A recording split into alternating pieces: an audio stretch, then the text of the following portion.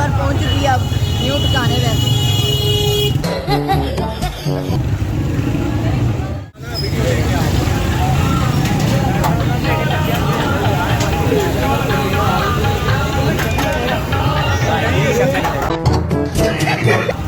ये देखिए ये चलती गई और ये आगे पता नहीं, बल्कि ये भाई तो दिखाना ही भूल गए। सबका मुंह मस्कीनों की तरह बना हुआ है,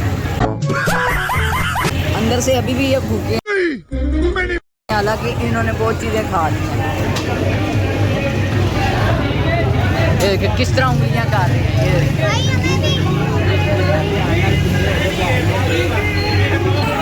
शिद्दत से इंतज़ार है, गर्मी बहुत लग रही है, पेट में गड़बड़ हो रही है।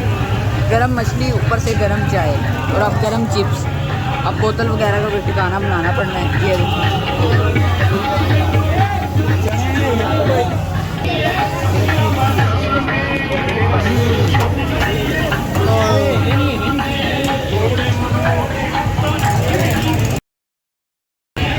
इस भाई को तो शिद्दत से इंतज़ार है।